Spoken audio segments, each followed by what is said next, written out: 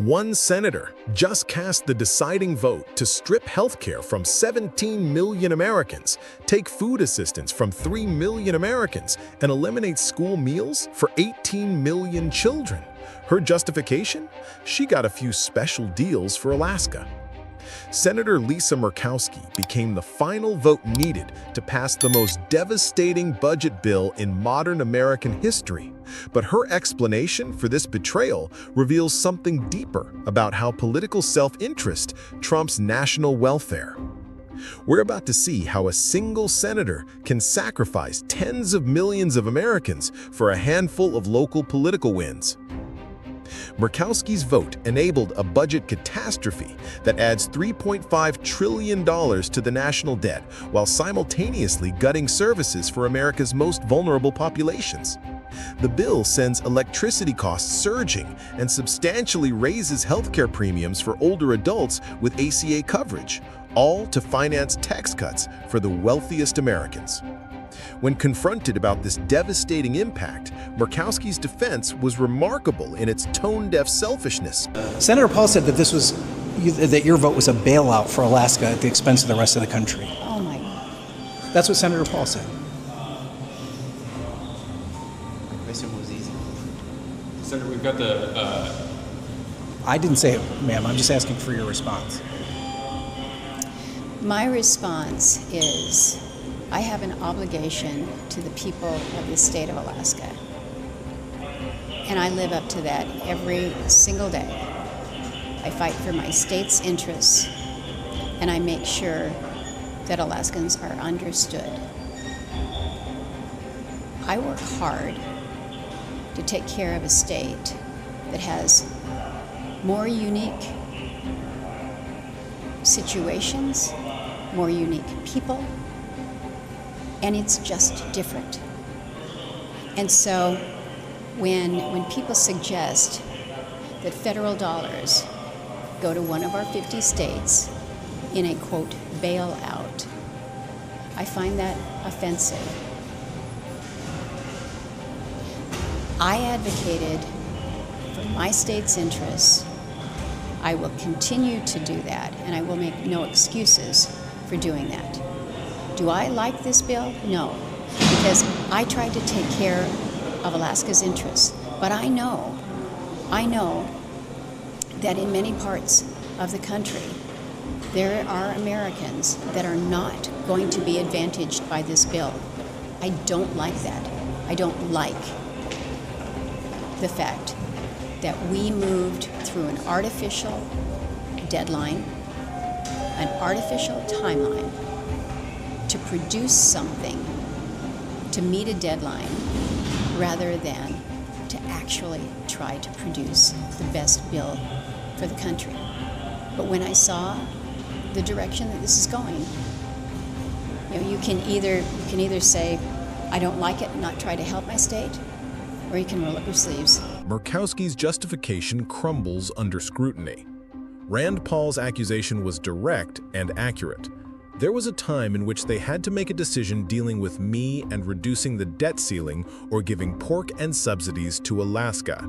They chose to add some more pork and subsidies for Alaska to secure that. The reality is stark. Murkowski traded American healthcare, food security, and fiscal responsibility for tribal exemptions on food stamp cuts and $50 billion to offset hospital closures. But this $50 billion is meaningless against the over $1 trillion in healthcare cuts she simultaneously approved. Her own statement revealed the cognitive dissonance. While we have worked to improve the present bill for Alaska, it is not good enough for the rest of our nation, and we all know it. My sincere hope is that this is not the final product. This bill needs more work across chambers and is not ready for the president's desk. Yet, she voted for it anyway.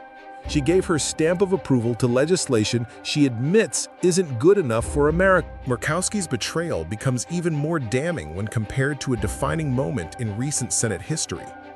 In July 2017, John McCain faced an identical choice as the deciding vote on repealing the Affordable Care Act, which would have stripped health care from 30 million Americans.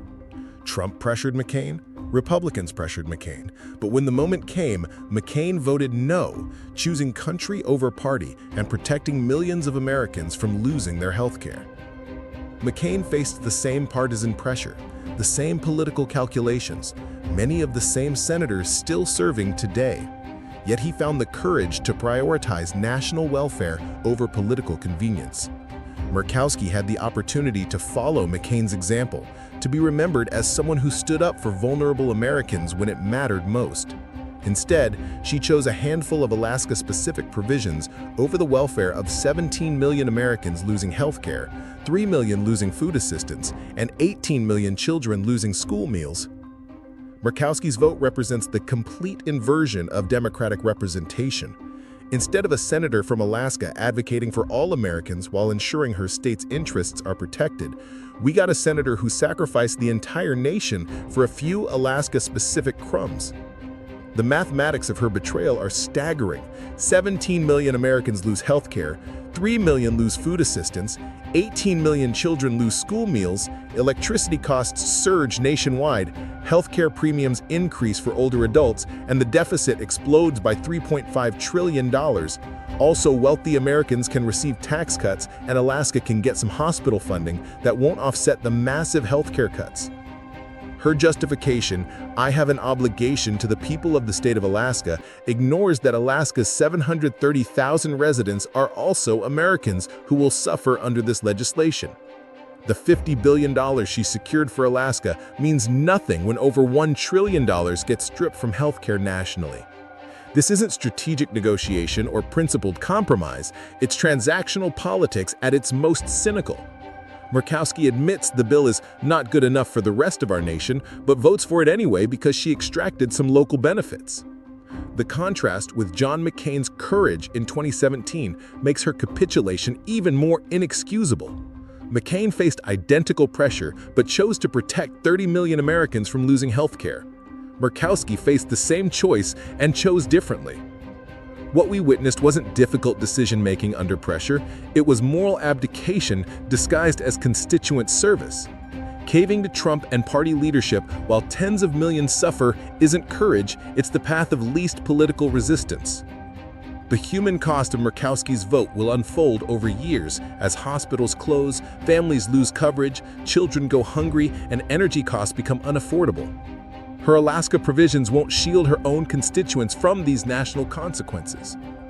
This vote crystallizes everything wrong with modern American politics: narrow self-interest trumping national welfare, transactional deal-making replacing principled governance, and political survival prioritized over public service. For Americans watching this unfold, the lesson is clear. When senators prioritize local political wins over national catastrophe, democracy fails incrementally. Murkowski's betrayal won't be remembered as shrewd state advocacy. It will be remembered as the moment a senator chose political convenience over the welfare of 38 million Americans across healthcare, food security, and education. The fight isn't over. Contact your House representatives at 202-243-1121 and demand they reject this devastating legislation. Do what Murkowski couldn't. Choose country over politics and protect America's most vulnerable citizens.